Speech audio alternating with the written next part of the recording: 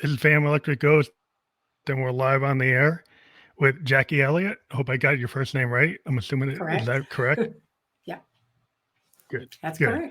correct. So I want to thank you and welcome to the Fam Electric Ghost podcast. We Well, are a thank you for featured inviting podcast me. on. Oh well, we love to have new people on the show all the time. So I love to talk to different creators and people have visions of what they want or what the services they provide. And so it's really great to have you on the show today. But what I wanted to tell people is like we are a featured podcast on the Newsly platform. And I see that icon up that says Newsly. That's a podcast platform. That's an audio platform. Right now we're video, but for that audience that wants to listen on audio, we have a coupon code below says Ghost. If you use Ghost, you get 1 month free premium subscription on that actual platform. Now, other than that, I want to actually let people know that this is episode 1002 of our podcast. We've been on the air since 2016, tracking on Apple Podcast. And what we're going to talk about today is the ABCs of abusive brain chatter with you. You can tell your story of how you came up with that concept. So I can take the floor, maybe give the audience a little background into what you do as a certified life coach and motivational speaker. Yeah, I'm a certified life, spiritual, and relationship coach. And one of the things that would come up when I started coaching is people's negative talk. A lot of times when we would be coaching, they would be, I do a process of voice dialogue where I allow both all their parts of themselves to speak. And often there's this really abusive side. And I know that because I had that. That was something that, well, we all have that. I mean, the reality is there are times when our brain says mean things to us. And for me, it was crippling. And it was just so crippling. It would tell me I was not good enough. I wasn't a good mother. I could never earn money. I was never going to find the love of my life, that, I was going to be single mother and divorced forever. It was saying these really, really mean things. And the truth is because of my background, it was kind of normalized for me. My parents never spoke to me that way. I was never abused in that manner, but the things that they told me, the way they reacted to me, um, led me to have low self-esteem. And the low Mm-hmm. self-esteem then just grew and grew and grew until finally one day it had become larger than me. It had become larger than the Jacquie that was inside of me. And I just said, I can't do this anymore. I can't believe these things. I can't talk this way to myself. I need help. And I knew that was the most important thing, is knowing that the abusive brain chatter was so loud for me that I had no voice to counteract it. In other words, if it said, you're not good enough, I didn't have a voice inside of me that said, oh yes, you're perfectly good, you're a beautiful soul. I just couldn't access that. And that was what I call my aha moment. And it led me on a spiritual journey, not a religious journey, but a spiritual journey, which kind of, I believe, led me to myself, my inner self, my higher power, my higher guidance. And then when I was working with clients and I saw it show up in clients, I realized, this is something I need to help people with this. That's why I decided to write the book on it, because I started looking around and seeing how many people have abusive brain chatter. Now, the statistics are really high, that we all say negative things. In fact, I think in a daytime, what is it, like 6,000 thoughts are negative. We all have it. But I think what really struck me was how normalized it was, how normal it is to go out with a group of women and have them talk badly about themselves, about their body, about their about their weight, about finding a man, about their work life, about their career. And everybody just kind of goes along with it. Like, that's what we do. We kind of bash Yeah. ourselves and, and that's accepted. And I just kind of wanted to start a movement that said, no, this is emotional abuse. If we think about the chatter in our head as emotional abuse, suddenly it doesn't become fun anymore. Suddenly it Yeah. becomes really painful. And so that's really how I kind of got into this. And it was, it's been just really a learning journey for me that I want to share with others. Well, I work with creative people, and creative people have a lot of negativity in terms of they wanted perfection, and I'm always a big purveyor of the happy accident, or that there are no bad notes and there are opportunities, right? So if you start to look at things as like all the songs that you don't show people because you're scared to show people because they're you, right? And a lot of times people are scared to show something that is uniquely themselves because they want to belong.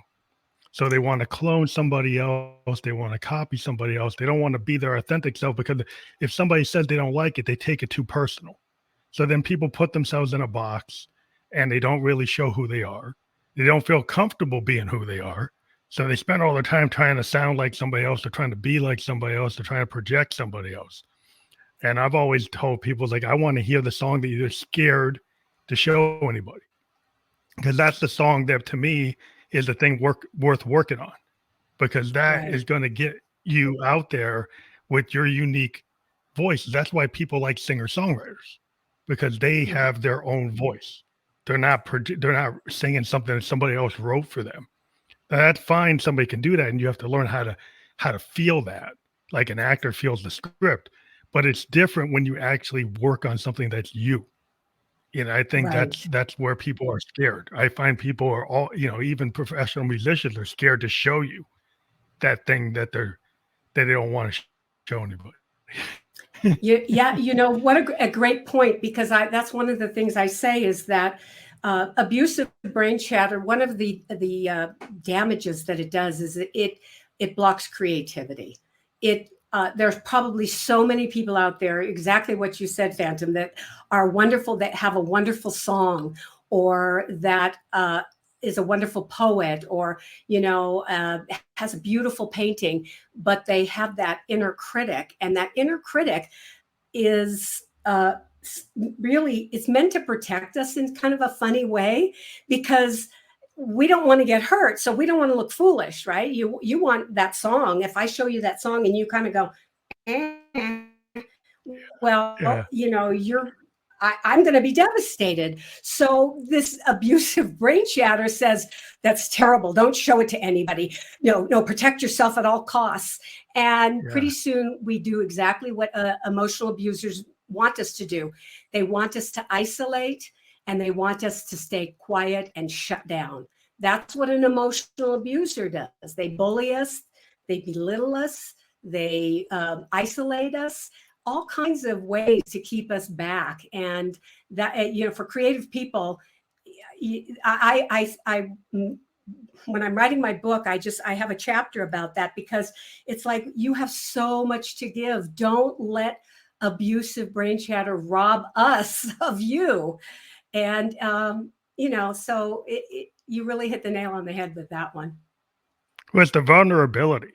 Yeah, I think that's the problem. Is like you have a defense mechanism to protect yourself, right? So you want to protect yourself, but artistry typically is something where it comes from the vulnerability, it comes from authenticity, and the thing is, we take it personal. So if I Yeah. go and do something that's on the bleeding edge or the cutting edge, well, guaranteed no one's heard it. So people don't think it's right because they haven't heard that. So then what people like to say is correct is what they've heard before. And if you do something that wasn't heard before, the natural inclination of a lot of people is to say, well, that's no good. And then you take it personal and then you put it away. And that's why people don't raise their hands. People don't Yeah. speak up. Because they're scared to be the person that's going to have something that's not. the known fact. I'm always looking for what they call newfound sounds, Mm-hmm. which means Mm-hmm. if it's newfound sound, like of course nobody is going to know what to do with it, but that's the fun of it. But some people that's really hard. It's hard to find the newfound thing and be a purveyor of that because there's a lot of risk and people Well, don't are risk averse. right. And like you said, the authentic self. So a lot of the work I do in my life coaching, well, really more in my spiritual coaching, is doing guided meditations and uh, writing and journaling to find that authentic self. Because once you've found that authentic self, uh, you then come from a place of that of being who you really are, and it doesn't matter what other people think. You're really okay with, oh, okay, this is a gift that was given to me and I express it this way, and that's okay, and what you think of me is none of my business. That's part of the ABC, you know, challenging, because if we are on our side of the street, where I Mhm. call it our bowling lane, where there's a bowling alley and then there's these little bumpers for kids on your Yeah. bowling lane. If we are on our side of the street, what somebody else is throwing over there, if they're throwing strikes or whatever, means nothing to me. And if their ball comes over into my lane, it's their problem, not mine. But if I start wondering what they're thinking, if I start like going over into their lane and going, what are they bowling? Oh, look, there's a split, then I've Yeah. lost myself. I've lost my authentic self. So a lot of the work that I do is finding who you are and then honoring that. And I think that's a real important part of releasing abusive brain chatter. Yeah, I mean, it's hard for people to find who they are if they've been taught that they're not good enough, or they're taught that like, well, artistry is nothing. You need to have a real job, and if you have a dream, well, you got to stay within the box. Like, so people want to put people in the cubicle, in the box, in the structure that they know, or their family knows, or their religious organization knows, and you're stuck. But you're only stuck as far as like a lot of times we put the glass ceiling on ourselves.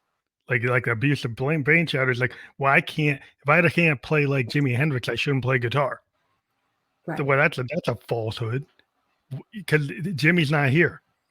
So you're gonna play the way you play, right? So why put that type of thing on yourself? It's like I've seen so many musicians put that kind of thing on themselves. Like if they can't reach this, then they're no good. And then they never go outside their room. I'm like, well, how are you gonna be out there if you're not gonna go outside the room? It's funny because I really see that as a spiritual issue, because it's arrogance when I start getting in my own way of my creativity.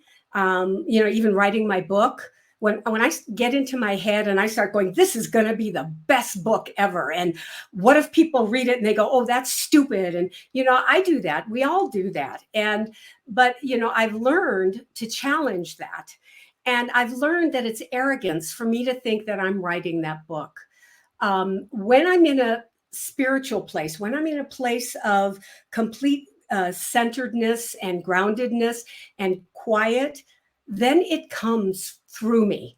Yeah, And it just comes out so much better. It's like, okay, throw out that voice for a little while. Let's just shut you off, okay? And now yeah, let it travel through you. And then you realize that you are just channeling. yeah. You're It's the you're not muse. that big. Exactly. You're not that, my God, you're not the Beethoven of the world, the Mozart, but you are somebody who has something to give the world. And if you get out of your own way, the world will be better for it. And to me, that's the place we come from. How do I make this a better place?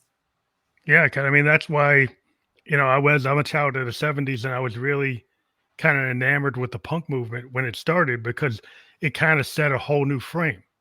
Because then you Mhm. get bands like the Ramones and Blondie and the Clash, and it was like you don't have to have perfect pitch. You don't have to be the best player. You don't have to be Jimmy Page. You don't have to be John Bonham. You don't have to be these guys like the Beatles. And there was this Right. whole idea where you had to be like Led Zeppelin or the Beatles. You have to be this A1 top shelf artist. And then the punk aesthetic said, no, you can have heart, you can have ideas, you can not even have a best voice.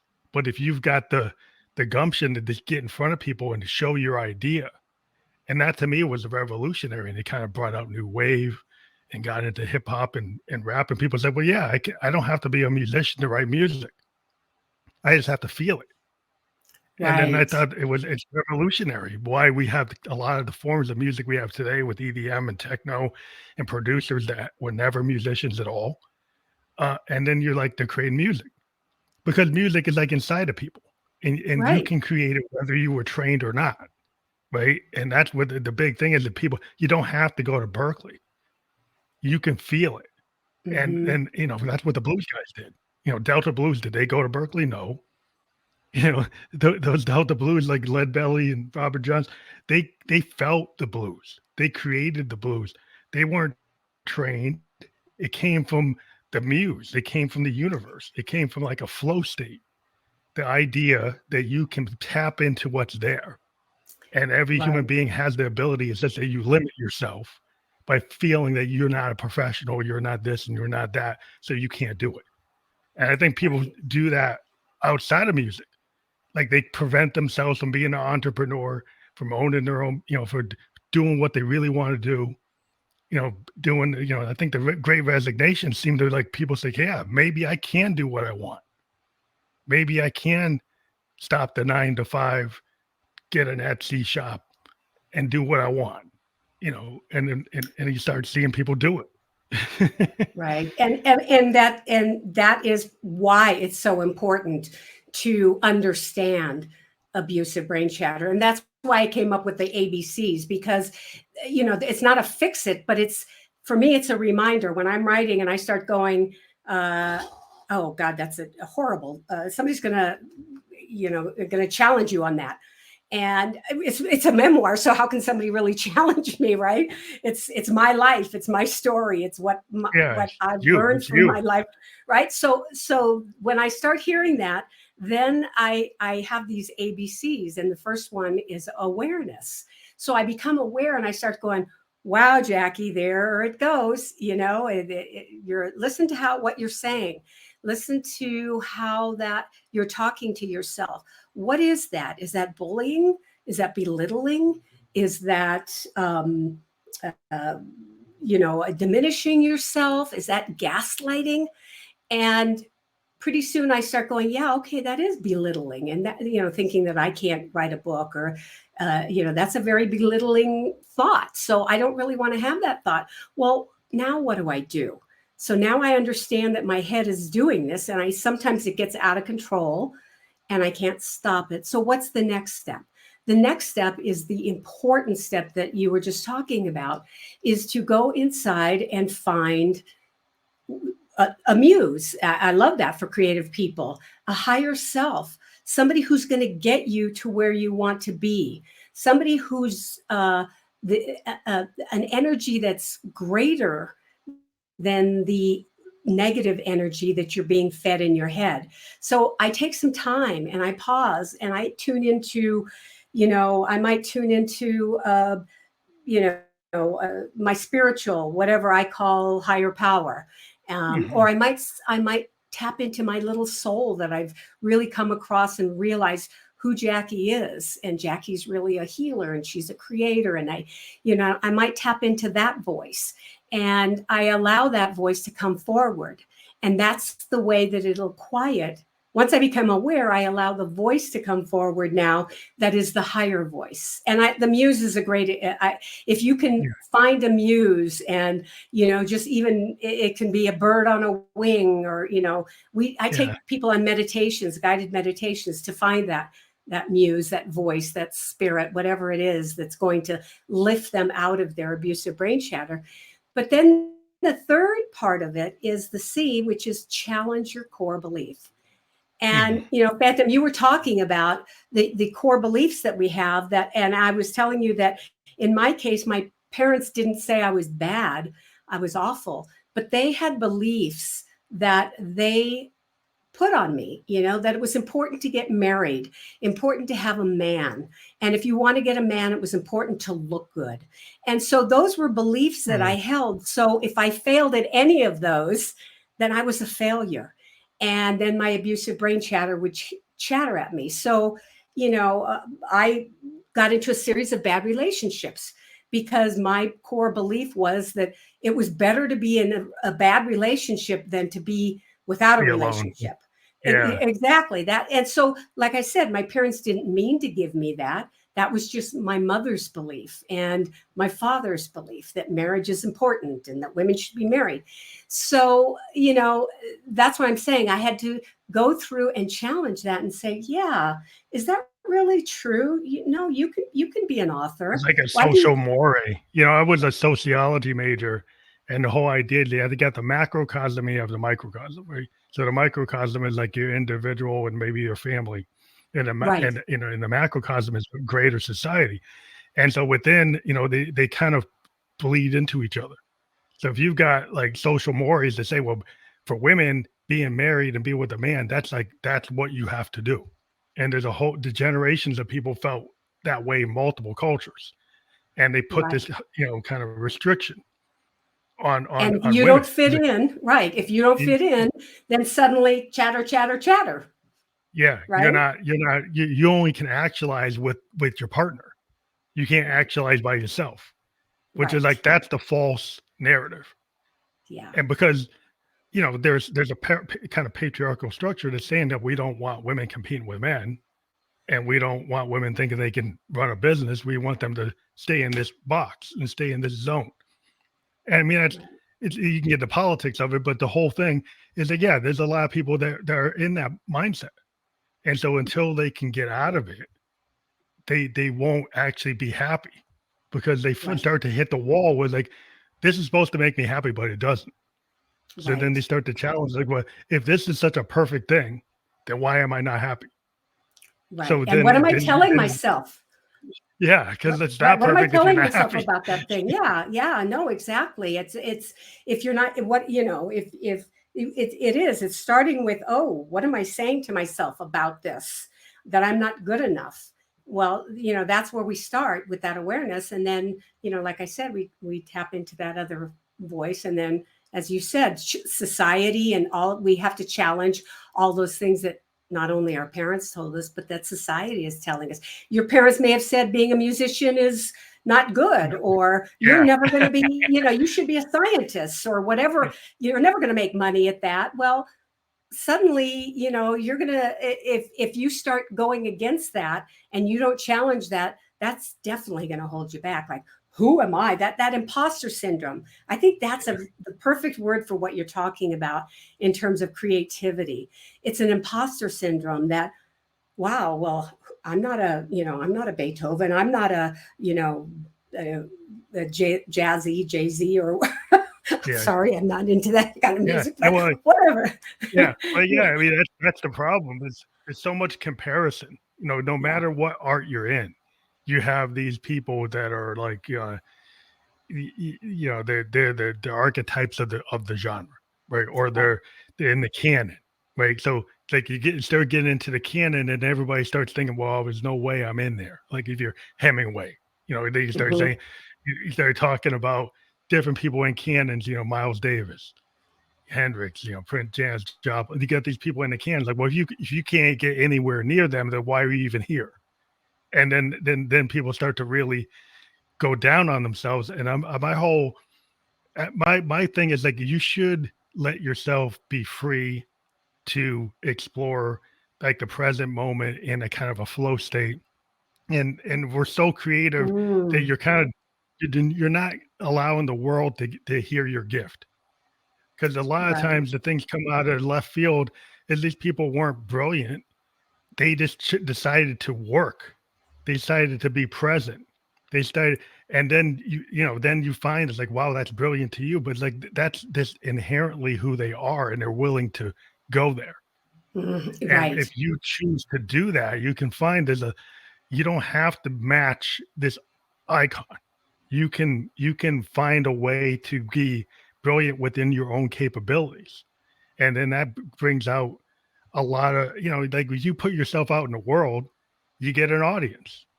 Your book gets an audience, your film gets an audience, and maybe it's not at the level of this other person, but it still gets into the world, and the world is so big today Right. that you can actually do pretty well.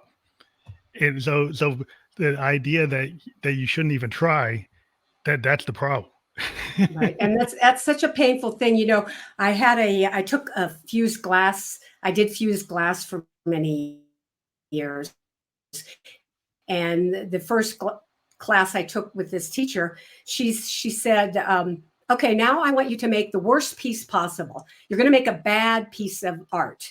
So whatever, that's what we're going to do. Your job is to make a bad piece of art. Just throw whatever you want down there, whatever pieces of glass, and we're just going to get that out of the way. Well, that's the piece that's hanging on my wall because that's the best piece I've ever done. When I had the freedom Yeah, you never to know. do something Freedom, bad, yeah, the exactly, happy when accident. my chatter wasn't going on about it being perfect. It was like, oh, let me throw this on there. Oh, let me throw this on there. And then pretty soon it was fused and it was like, wow, this is pretty cool. So again, being able to quiet that voice, the artist's way. Judith Cameron talks about that, how to quiet that critic, the inner critic. And I think the first chapter is on your critic and finding out whose voice it is and who told you that. And that's kind of the challenging that I'm talking about.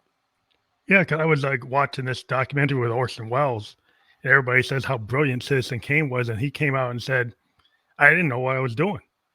I didn't know what wasn't possible. So I did things that people said, well, you shouldn't do that. Well, I didn't know you couldn't do it. So I had camera angles and did things with cameras that people said, well, that's really innovative. So the reason it happened because I didn't think nobody told me I couldn't do it.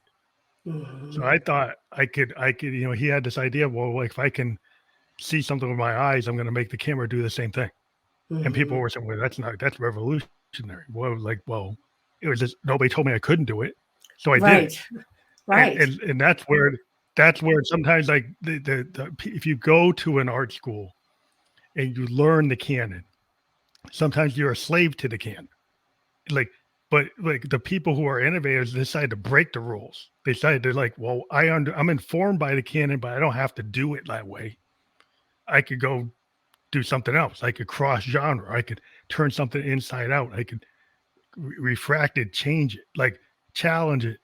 And a lot of people, they don't want to do that because they think they got to be perfect.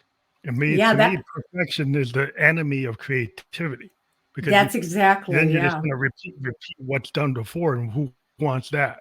I'd rather see something new. Well, that's why that whole idea of create something bad. Before you sit down to write a piece of music, write the worst piece of music you can imagine. And Yeah, maybe that'll help you. It's just like, okay, you're going to write the good piece, but this piece is going to be really, you're going to do things with the music and the tones and the beat, whatever. You're going to just challenge mainstream and then get that out of your system. And then a, maybe you find a little seed in there, and that's the seed you can build on. So it's that flow yeah, state. it's It's the flow yeah. state because a lot of people, like, when they have a hard time to get the procrastination, they don't start. But if you embrace the flow state, you don't tend to run into that procrastination. I mean, that's why I have a bedroom studio. I have a bedroom Hmm. studio because if I get an idea, I can just jump and do it. With Hmm. some people, they put the studio really far away from them, so then Hmm. they can only go to it once in a while. But I Hmm. have it like where it's here all the time because I Hmm. find that, like, I get ideas all the time, and if I had to go to it, then I probably wouldn't do it, and then I wouldn't put it down. And so Yeah. it's like if you put barriers to your process, you say, "Well, I can only be here, or I can only be there," and then you don't do it because you kind of push it off. But if you embrace that, yeah, I could be creating things like all the time, and Hmm. why not? But some people say, "Oh, I can only be in this state to do it." But I think you have to challenge the things that stop you. Right, exactly. And one of the things that's so important about this is that creativity. I often find clients who are depressed, and if they're creative people, I'll ask them, have you been creating? Have you been doing your art? No, I haven't been doing my art. Creativity, when creativity is blocked in us, it starts to turn against us. We start feeling depressed. And if we just get out of it if we just put pen to paper and do something creative, we feel good. That's why, I'll give an assignment to somebody. Yeah, well, this week you're going to pull out your crayons and you're just going to draw words on a page and, Mhm. make it into a flower. That's all you're going to do, or whatever you're going to do. Get it unblocked. Keep it unblocked. It's use it or lose it. Well, you don't really lose it, but if you block it, like you said, if you don't do it today, then you don't do it tomorrow. Then that voice is, you're not really going to do it. You're never going to do it. But know that if you do it, you're building on it. That's really an act of healing. And if you're depressed right now, if anybody who's watching this is depressed, get out some finger paints, get out some jewels, do something creative. Go on a walk and pick rocks or leaves and come back home and glue them on a page. That gets you flowing and more into the flow. Because you're right. Once you stop that flow, that's like turns against you. Yeah, I mean that's why I like. I mean, I live in New Hampshire, and I like to go out for walks in the pines. And it's kind of like the famous poet is like, "Oh, nature is the cathedral." And I really Mm, get revitalized when I walk like on the river trail for the Merrimack River. If I just mm, walk through that trail close to my house, I just embrace Gaia. I embrace the nature, and I get tons of ideas just doing that. yeah. And it's like sometimes I'll come back and walk back and I'll take a voice memo of what I experienced, or take a little video of the woods and listening to the Merrimack River or the birds, and then take that moment and kind of use it to help me. Or even the memory of that moment will trigger something as a poem. And then that Right. triggers like a passage, and then I'll go on the keys and I'll write. But it's like that type of thing. Like you could be creative with cooking, with like sewing, with it's all whatever is in is easy for you to get into. I think art therapy is really important to kind of get past the blocks, because the creativity is like creation kind of thing that a lot of people tie it to, like, creation is like sexuality too, but people get hung up on whether they can actually create, and it's a Hmm. block. It can be a block in your life, because like if you're stuck in that, you get stuck in other things. You get stuck Hmm. with your job, you get stuck with your relationship, you get stuck in all these other areas because you can't get past that creation process. Like you're stagnant. Right. And that's why that believe is so important of the ABCs. Um, the finding that space that you said, nature, for you, Gaia. Um, for me, it's meditation in the bathtub gets my brain going. And sometimes I can't even, I have to get out and write down so much that it's like crazy. And people always say to me, God, your brain is always going. You're full of ideas. And that's because I'm open. I've Yeah. opened, I wasn't full of ideas. I really, this is an important point, Phantom, that I was depressed and I was in bed watching TV. That's who I was. I was so turned inward. Mm, I was binging on food. I was binging on TV, and I had severe asthma. I couldn't breathe because I was everything. I was just all here, just allowing that chatter to hold yeah. me Too in much here, chatter. hold me. Yeah. Yeah, and I just couldn't. And finally, when I realized that, wait a minute, I have an authentic self. Let me find her.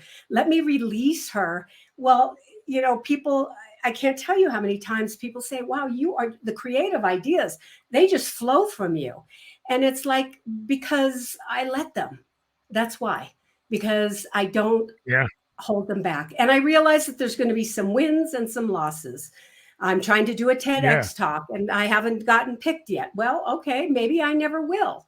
That's just the way it is. But then I have another idea, and then I have another idea, and it's just it's unblocking it. If anybody there is feeling blocked, find where the opening is. If it's meditation, call me, text me. I'll guide you through a meditation Yeah. to find it. Because that's the most important thing, is finding that flow. But I think a lot of people sometimes they get stuck in their logic brain, and then you tell them about spiritual practice, or you tell them about things as like in the muse, and they kind of look at you and roll their eyes and say, "Well, I'm not into that foo-foo stuff," But that's part of the block, because Right. if the part of the kind of flow state is embracing stuff that's not exactly logical, right? There's Right. some things, that, especially in the creative mind, there's part of it is the rhythm and the meter. That's logical. The Yeah. 3, 4 times, 6, 8 times, that's logical, right? The structure, being in tune, in the key, that's logical. But the feeling that you put into the note, the feeling that you put into to the melody, that's human. That's the art, that's the passion. And there is a structure, but there's dissonance, and there's this kind of creative flow that comes in, and it's not exactly logical, it's passion.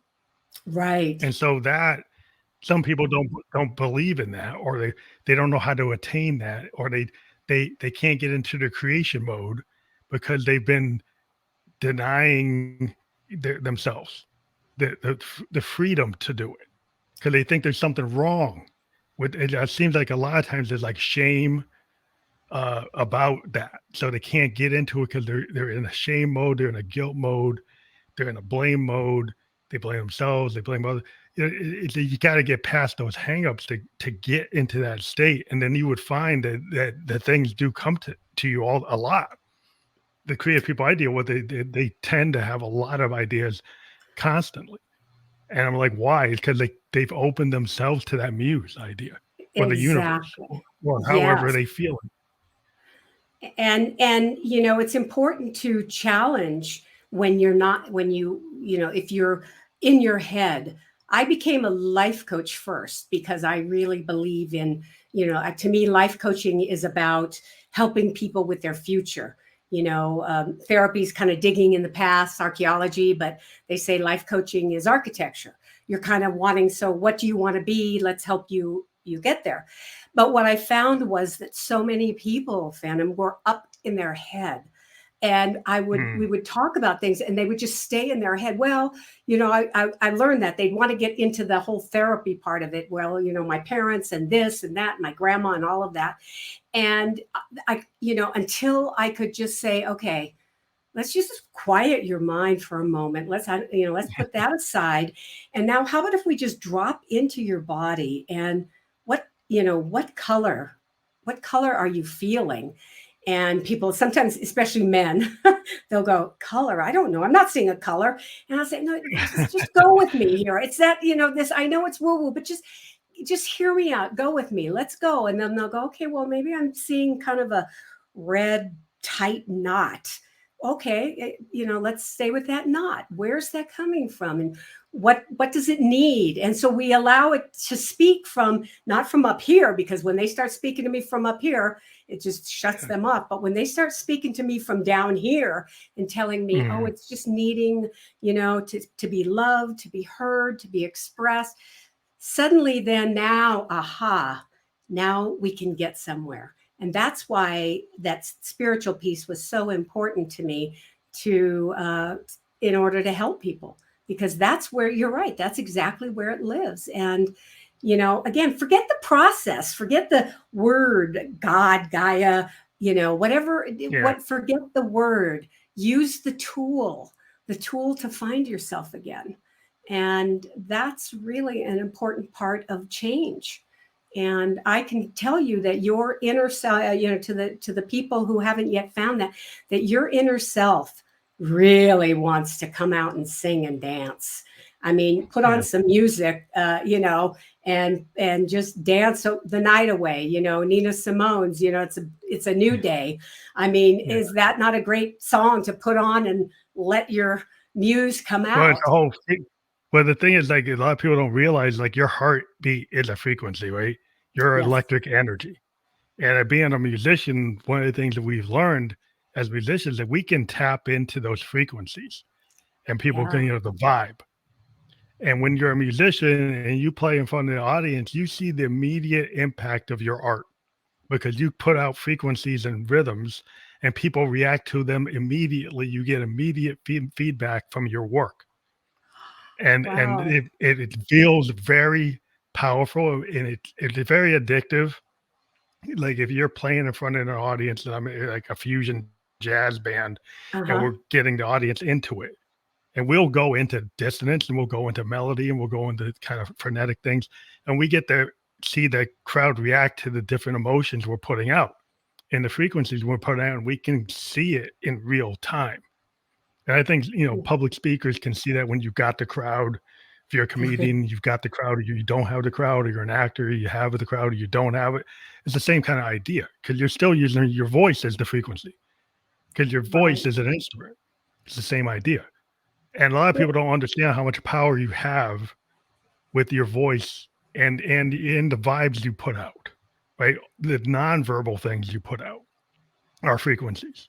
And so, when you start to get in alignment with, oh, there's things that you can hear, there's things you can't hear. There's nonverbal things that happen. And it's all still all frequency.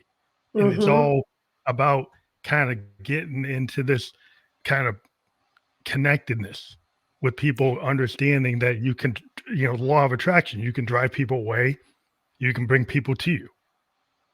Depends on what kind of vibe you're putting out. And just imagine what you explained was so beautiful of how the audience reacts. And imagine if you were so in your head that you were just thinking about the notes. Do you think you would have the same result in the audience?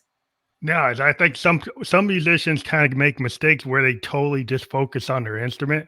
Uh-huh. And what we try to tell people, like when you get, more evolved as a musician, is you have to understand, like you have a muscle memory. You don't have to be just paying attention to that. You kind of have to just experience the whole moment, which is not just your instrument and your fingers on it or your mouth on the reed or something. It's that whole moment, which includes the room, the people in the room, your bandmates, the audience, everything.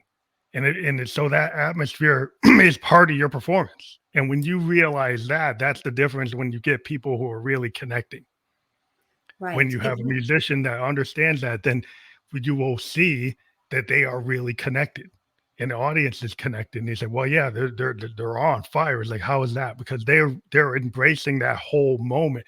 They're not just totally in their head or totally on the instrument. And it's, Right. you have to, it's something you learn or you don't learn. Well, But that's where that abusive brain chatter, where that holds people back. See, you are giving a gift. When you're telling me this, I'm imagining sitting in the audience with my eyes closed and just feeling it. And that's a gift that you're giving me. And if you are saying to yourself, oh, look what she's doing. I wonder if she's liking this. I wonder if you aren't giving me that gift. You've taken back my gift. And so that's a great thing for musicians to know is that if you really want to give your gift, you give your gift and don't take ownership of it. You are a musician and this beautiful sound comes through you down through your body, but not up in your head. It stays up in your head. And it's like anything, any kind of imposter syndrome or anything, stay out of your head. yeah, it was like And the Bob Weir from the Grateful Dead used to say, like in those happenings that the Dead used to do, is like, you know, those aren't performances; those are like connected happenings. You know, exactly. because that's the way they looked at it. And when you get bands, like there are certain bands that they understand that. Yeah. Like a band like Bob Marley and the Wailers, they got that. It's the same kind of idea. And you get groups that figure out that connectedness with the audience, and it is like a two-way street, and they're feeling it, and then you're wow, that's a real beautiful moment. And I think it happens in all kinds of art when Yeah. and even in your daily life as a human being. Like if you're at work and you connect the moments and you don't get stuck in your head, Hmm. you're gonna perform better Yeah. if you're not thinking of if you're actually in the present, listening to everybody instead of thinking about what the next thing you should say is, actually listen to your coworkers, listening to the meeting, understanding it, and embracing it in a moment instead of so scared of failure or so scared of this and scared of that you're not actually embracing that present moment. Right. So you're not Right. really connected.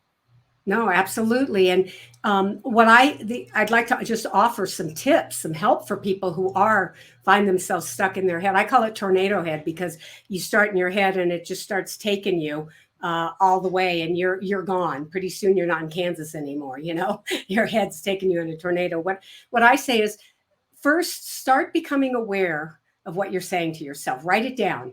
Just as you're practicing, or you're writing a song, or you're trying to write a poem, write down what your what your brain is telling you. It's saying, "Oh, this isn't good. Oh, no one will like," whatever it says. Just allow it. Just be like I always say, like one of those anthropologists who are just taking notes on the behavior of a chimpanzee. Oh, this is interesting. This is what Jackie's doing. She's thinking she's not good enough, blah, blah, blah. So that's the first step. The second part is find your inner self. What would that inner self say to you in that moment? And then discover, the first part of being aware is also understanding what is that? Is that abuse? Is that bullying, belittling? What am I doing to myself? That's the first part, understanding emotional abuse, the signs. And then the second part is then writing down the belief, what the inside, what you really believe, what your muse believes, and just start writing from that point of view. So I'm good. It's beautiful. Music is wonderful. My gift needs to be sent to whatever it is that you need to say. And then the third part is challenge your core belief. Where did that belief come from? Is that really true? Just start challenging it and bring it. Is that true? Where did that come from? Am I afraid? And all of those things. And those are it's just a quick ABCs, but that's going to get you started. And certainly writing the opposite of what you think is another, an opposite, a positive That's thing. another technique. Yeah. Yeah. That's a good. Well, I think also one of the things I was reading is like the question I didn't get to, but what can not having good boundaries result in? And I think I think sometimes what happens if you don't have boundaries and you do whatever, you end up getting overbooked, right? Because you want to please everybody. You're a people pleaser. So you don't have a boundary. If somebody asks you to do something, you just do it. You keep on adding things to your list, and then you're not doing what you want. And then everybody thinks you're great, but you're not happy because you're not actually fulfilling your own desires. You're like trying to be a helper for everybody. Well, it's interesting because I was a big people pleaser. Yeah, I was a big people pleaser, and I realized it was manipulation. People pleasing is manipulating other people. I'm going to do something I don't want to do so you like me. And so if you want to really be your authentic self, be your authentic self. Stay out of other people's lanes. What they think of you doesn't matter, and only matters the strikes you're throwing in your lane. Stay out of their lane. Stay in your lane. There's also the other thing I think a lot of people end up being in a codependent relationship, and then they think, well, it's easy for them to, maybe it's not easy, but they get stuck in the pattern. So it's like it's a pattern, but it's not a good pattern. It's making them feel bad, but they don't have the strength to get out of the pattern because they're fearful of what would happen if I get out of that pattern. So how do when you're getting to that kind of state, like what is going to make you want to get out of that pattern that you're less fearful of what comes next than where you are? Again, awareness is the key. What am I saying to myself about this? Am I saying that I can't live without this person? Is that true? Am I saying that this person's happiness is more important than mine? Is that true? Start writing down what you're saying to yourself. Codependency is all about that, is about, me being on your side of the street. Because if you're happy, then I can be happy. But if I'm in my side of the street, that my happiness is my job, not your job. And boundaries are huge. Those bumpers are the boundaries that I talk about on the bowling lane. Those are the Mhm. boundaries. Don't let Yeah. anyone in, and don't cross over into theirs.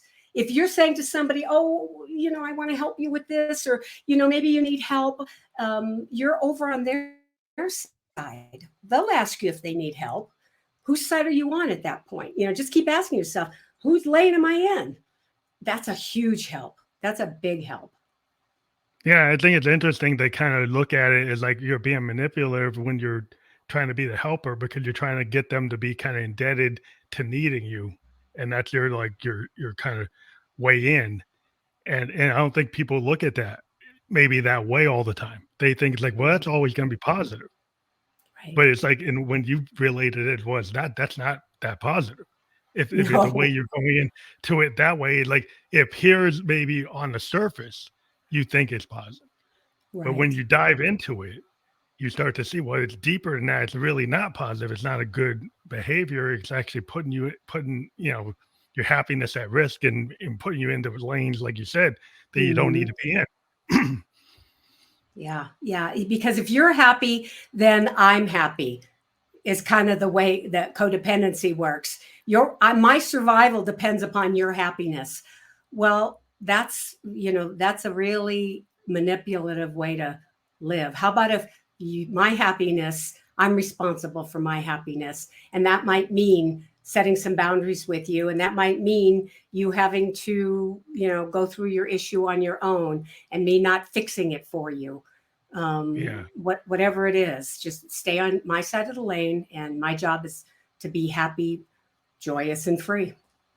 Well, I love how you came with this concept of ABC because a lot of times, like if you keep things simple, Right. then it makes it easier to actually happen. Because a lot of times you get people get into these processes, and if it's hard to do, then you're probably not going to do it. Right? If it's too hard to get your head around it, then how likely are you to do it? So if you can do something incrementally and you can be consistent and Right. you can be consistent and have something that's easy to remember and easy Right. to practice because it's Right. like a core thing. It doesn't have the complexity where like, well, I don't know where I am. Right. But if you can break it down to like it's ABC, Right. you can get I understand that, right? So that's the I think is like people take these things and they want to go to 0 to 100. And then it's Right. like it's too complex and they're never going to get it done. They get past that 10. And then they're like, oh, I'm done. It's too hard. But Well, if you yeah. keep it simple, then you make it so it's digestible and it's actually something you could do. And I don't want to fool people into thinking that's all there is to it, ABC, and then I'm cured. I No, did the no, work. you I still did the work. I had to go in and find out those beliefs. But once you do the work, then it's easy to just stop it. Just, yeah. stop it in its tracks. You got to cut through the noise, like you said. Like a lot of times Mhm. there's a lot of noise, there's a lot of clutter. And if you can give yourself that kind of peace, because I think a Yeah. lot of times like your own mind is giving you all this noise. I Yeah. mean, we have a lot of noise in social media, but your own mind is like racing, and this is where like spiritual practices are, mindfulness or meditation and breathing, things are more Eastern practices. Sometimes will allow you to have that space to get that noise out. And Right. I would find as an artist, like creativity comes from actually taking time to declutter, get rid of the noise, to have a quiet space. Yeah. From that quiet space, things come. Yeah. But you can't be in like a really noisy in your head moment where you're just like your mind's racing all these things. It's like nothing happens. It's like once you get the clarity of having some peace, then something will happen Right. if you And listen. exactly. If you and I just want to say one thing: pain is not your normal state. If you're living with pain and think that that's the way you're supposed to live, or that's the way you're always going to live, that is not true. Do whatever you can to find your way out of that thinking, because Mm, you don't have to live with pain. You don't have to live beating yourself up. You can live like that free child who just, when I was a kid, I would just paint, and the hours would go by. Who knows? Now it's dinner time and I'm out there making perfume and cutting flowers. And that's the state you want to find. That's the normal state of the soul, is a happy, joyous, and free soul. Well, I hate to have to leave it with that, but we do have another podcast.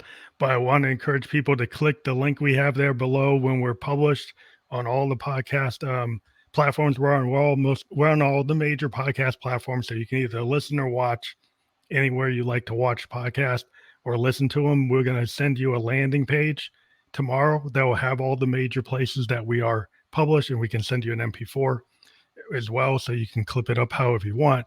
But yeah, we're going to be on almost all those podcast platforms by tomorrow. So you'll have that. We were live on Facebook, YouTube, and Twitch, and you'll get those. But anybody watching there will have that. Those permanent links will be active as soon as we're done. But thank you again for being on the show. Oh, thank you for having me. Such a great topic. Thank you. Have a good night. Good night.